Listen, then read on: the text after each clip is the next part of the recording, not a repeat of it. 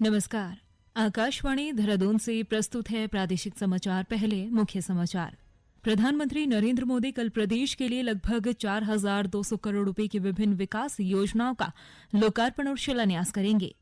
राज्यपाल ने कहा, देश के ऊर्जावान युवाओं की प्रतिभा, ज्ञान, कौशल और मूल्यों के साथ विकसित भारत के लक्ष्य को पूरा करने की दिशा में आगे बढ़ने का समय है।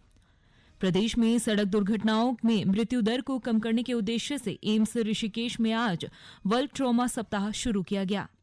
और हेमकुंड साहिब व लोकपाल लक्ष्मण मंदिर के कपाट शीतकाल के लिए बंद कर दिए गए हैं।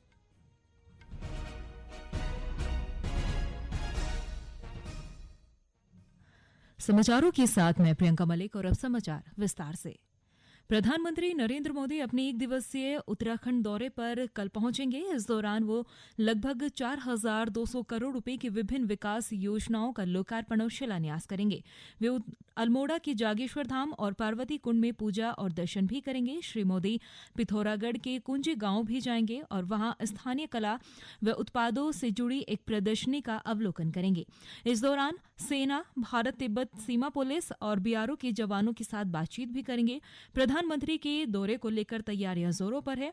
मुख्यमंत्री पुष्कर सिंह धामी ने कहा कि प्रधानमंत्री नरेंद्र मोदी की प्रदेश यात्रा से देवभूमि उत्तराखंड के धार्मिक पर्यटन को नया आयाम मिलेगा। राज्यपाल लेफ्टिनेंट जनरल गुरमीत सिंह ने वीर माधो सिंह भंडारी उत्तराखंड प्रौद्योगिकी विश्वविद्यालय के 7वें दीक्षांत समारोह में हिस्सा लिया। इस अवसर पर राज्यपाल ने कहा कि देश के ऊर्जावान युवाओं की प्रतिभा, ज्ञान, कौशल और मूल्यों के साथ विकसित भारत के लक्ष्य को पूरा करने की दिशा में आगे बढ़ने का समय है। उन्होंने कहा कि विकसित भारत के सपने को साकार बनाने में विज्ञान, प्रौद्योगिकी और तकनीकी का सबसे अहम योगदान रहेगा। राज्यपाल ने कहा कि उत्तराखंड प्रौद्योगिकी विश्वविद्यालय राज्य में तकनीकी और व्यावसायिक शिक्षा देने के लिए कठोर परिश्रम कर रहा है। दीक्षांत समारोह में राज्यपाल ने मेधावी छात्रों को सम्मानित भी किया। आज अंतर्राष्ट्रीय बालिका दिवस है। इस मौके पर महिला सशक्तिकरण एवं बाल विकास मंत्री रेखा आर्य ने हल्द्वानी के जीजीआईसी स्कूल में आयोजित कार्यक्रम में हिस्सा लिया। कार्यक्रम में कैबिनेट मंत्री रेखा आर्य ने महिलाओं को महालक्ष्मी किट भी वितरित की। इसके बाद पत्रकारों से बातचीत में श्रीमती आर्य ने कहा कि अंतर्राष्ट्रीय बालिका दिवस बालिकाओं को बेहतर सुविधाएं देने के लिए चिंतन करने का एक अवसर है। उन्होंने सभी को अंतर्राष्ट्रीय बालिका दिवस की शुभकामनाएं दी। देखिए, आज मैं कह सकती हूँ कि हम सब के लिए बेहद प्रसन्नता का दिन है कि सर्वप्रथम आज का दिन जो है अंतर्राष्ट्रीय बालिका दिवस है और अंतर्राष्ट्रीय बालिका दिवस में देश की समस्त बालिकाओं को मैं बहुत शुभकामनाएं देती हूँ। स्वास्थ्य सचिव डॉक्टर आर राजेश कुमार ने अपने कुमाऊं भ्रमण के तीसरे दिन बागेश्वर में स्वास्थ्य सुविधाओं का जायजा लिया। उन्होंने कपकोट विधायक सुरेश गड़िया के साथ जिला अस्पताल में लगे स्वास्थ्य चौपाल में क्षेत्रीय जनता की समस्याओं को सुना और उनके समाधान के लिए अधिकारियों को जरूरी दिशा निर्देश भी दिए। इसके बाद स्वास्थ्य सचिव ने सीएचसी कांडा, प्राथमिक स्वास्थ्य केंद्र रवाबखाल और सीएचई बैजनाथ का निरीक्षण भी किया। इस दौरान स्वास्थ्य सचिव ने डेंगू की रोकथाम के लिए जिले के अस्पतालों के डेंगू वार्ड में मच्छरदानी सहित अन्य व्यवस्था दुरुस्त रखने के निर्देश दिए। डॉक्टर कुमार ने जिला चिकित्सालय में तैयार किए जा रहे अत्याधुनिक ऑपरेशन थिएटर में लिए चिकित्सकों के प्रशिक्षण की व्यवस्था करने के भी निर्देश दिए। उन्होंने कहा कि जल्द ही जिले में विशेषज्ञ डॉक्टरों की तैनाती भी की जाए।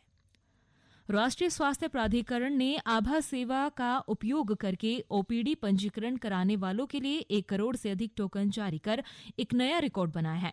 ये कागज रहित सेवा पिछले साल अक्टूबर में आयुष्मान भारत डिजिटल मिशन के तहत शुरू की गई थी। इसके जरिए मरीज ओपीडी पंजीकरण काउंटर पर रखे क्यूआर कोड को स्कैन करके तत्काल पंजीकरण करा सकते हैं। ये सेवा वर्तमान में देश के 33 राज्यों और केंद्र शासित प्रदेशों में 419 जिलों में 2,600 से अधिक स्वास्थ्य सुविधा केंद्रों में उपलब्ध है। ये समाचार आकाशवाणी के देहरादून केंद्र से प्रसारित किए जा रहे हैं। ताजा समाचार के लिए आप हमारे फेसबुक पेज आकाशवाणी समाचार उत्तराखंड और ट्विटर हैंडल @AIRnews_DDN को फॉलो कर सकते हैं। ये समाचार यूट्यूब चैनल आकाशवाणी समाचार उत्तराखंड को सब्सक्राइब कर सुने जा सकते हैं। साथ ही ये समाचार आकाशवाणी की वेबसाइट www.newsonair.gov.in/उत्तराखंड पर भी उपलब्ध हैं।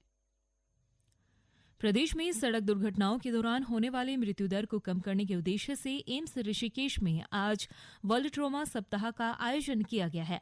अगले एक सप्ताह तक एम्स द्वारा जन जागरूकता से जुड़े विभिन्न कार्यक्रम आयोजित किए जाएंगे। एम्स की कार्यकारी निदेशक professor doctor Meenu Singh trauma रथ को आज सुबह देहरादून स्थित मुख्यमंत्री आवास के लिए उन्होंने रवाना किया। इस ट्रॉमा रथ को मुख्यमंत्री ने राज्य के विभिन्न क्षेत्रों के लिए भी रवाना किया है। ये रथ पूरे सप्ताह तक राज्य के विभिन्न कॉलेज और अस्पतालों में जाकर आघात चिकित्सा के प्रति लोगों को जागरूक कर दुर्घटनाओं को रोकने के लिए प्रशिक्षित करेगा। चमोली स्थित सिखों के प्रसिद्ध तीर्थ स्थल हेमकुंड साहिब के कपाट आज शीतकाल के लिए बंद कर दिए गए हैं। तीर्थ यात्रा के समापन के उपलक्ष्य में सुखासन स्थान पर गुरु साहिब जी के स्वरूप को पंच प्यारों की अगुवाई में बैंड बाजा की धुन पर धूमधाम से सजाया गया। चमोली से हमारे प्रतिनिधि ने बताया कि इस दौरान बड़ी संख्या में श्रद्धालु मौजूद रहे। सिखों के प्रसिद्ध धाम हेमकुंड साहिब के कपाट 12 बजे शीतकाल के लिए बंद कर दिए गए हैं। इस दौरान बड़ी संख्या में श्रद्धालुओं ने गुरुद्वारे में मत्था टेका। 20 मई को हेमकुंड साहिब के कपाट खुले थे। तब से अब तक लगभग 1,90,000 श्रद्धालुओं ने धाम में मत्था टेका। सुबह से ही कपाट बंद होने की प्रक्रिया में शबद कीर्तन और गुरबाणी पाठ के साथ कपाट बंद किए गए। चमोली से आकाशवाणी के लिए सुरेंद्र रावत। इस बीच उच्च हिमालय क्षेत्र में स्थित लक्ष्मण लोकपाल मंदिर के कपाट भी पूरे विधि विधान के साथ शीतकाल के लिए बंद कर दिए गए हैं। गौरतलब है कि हर साल सर्दियों में भारी बर्फबारी होने के चलते हेमकुंड साहिब और लक्ष्मण लोकपाल मंदिर के कपाट शीतकाल के लिए बंद कर दिए जाते हैं। केदारनाथ धाम में इस वर्ष बड़ी संख्या में श्रद्धालु दर्शन के लिए पहुंच रहे हैं। केदारनाथ धाम में अब तक 16,09,000 से ज्यादा श्रद्धालु दर्शन के लिए पहुंच चुके हैं। हालांकि बारिश और ऊपरी चोटियों पर बर्फबारी से मौसम पहले से ही अधिक सर्द हो गया है। मंदिर समिति और प्रशासन ने तीर्थ यात्रियों के लिए अलाव, शेल्टर और गर्म पानी की व्यवस्था की है। इस पवित्र धाम में बरसात के बाद तीर्थ यात्रियों की संख्या में वृद्धि हुई है। बद्रीनाथ और केदारनाथ मंदिर समिति के अध्यक्ष अजेंद्र अजय ने बताया कि हर दिन 18 से 20,000 तीर्थ यात्री केदारनाथ धाम में दर्शन के लिए पहुंच रहे हैं। प्रधानमंत्री नरेंद्र मोदी ने कहा है कि लोगों की ताकत और कौशल से संचालित भारत की आर्थिक संभावनाएं उज्जवल है और ये वैश्विक नवाचार का केंद्र है। चालू वित्त वर्ष के लिए भारत की आर्थिक वृद्धि दर 6.1% से बढ़कर 6.3% होने का अनुमान लगाने वाली अंतर्राष्ट्रीय मुद्रा कोष की रिपोर्ट पर प्रतिक्रिया व्यक्त करते हुए श्री मोदी ने सोशल मीडिया पर एक संदेश में कहा है कि सरकार समृद्ध भारत की दिशा में अपनी यात्रा मजबूत से जारी रखेगी और इसे सुधार के रास्ते पर आगे बढ़ते रहेंगे। अंतर्राष्ट्रीय मुद्रा कोष ने कल भारत का सकल घरेलू उत्पाद का अनुमान बढ़ाकर 6.3% कर दिया है, जबकि वैश्विक विकास का दर का अनुमान घटाकर 3% कर दिया है। शहरी विकास मंत्री प्रेमचंद अग्रवाल ने उत्तराखंड आवास और नगर विकास प्राधिकरण के तहत आने वाले सभी मामलों के लिए हर महीने में एक बैठक करने के निर्देश दिए। उन्होंने कहा कि हर 3 महीने में एक बैठक होने से प्राधिकरण के सभी मामले समय से निस्तारित किए जा सकेंगे। उत्तराखंड आवास एवं नगर विकास प्राधिकरण की 17वीं बोर्ड बैठक में डॉक्टर अग्रवाल ने बिना अनुमति के कोई भी प्रकरण बोर्ड बैठक में सम्मिलित न करने के निर्देश दिए हैं। और अंत में मुख्य समाचार एक बार फिर।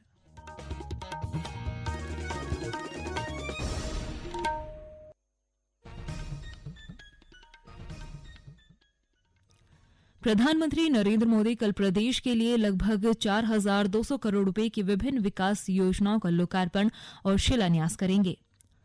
राज्यपाल गुरमीत सिंह ने कहा, देश के ऊर्जावान युवाओं की प्रतिभा, ज्ञान, कौशल और मूल्यों के साथ विकसित भारत के लक्ष्य को पूरा करने की दिशा में आगे बढ़ने का समय है। प्रदेश में सड़क दुर्घटनाओं में मृत्यु दर को कम करने के उद्देश्य से एम्स ऋषिकेश ने आज से वर्ल्ड ट्रॉमा सप्ताह शुरू किया है। और हेमकुंड साहिब व लोकपाल लक्ष्मण मंदिर के कपाट शीतकाल के लिए आज बंद कर दिए गए हैं। इसके साथ ही प्रादेशिक समाचार का ये बुलेटिन समाप्त हुआ। नमस्कार।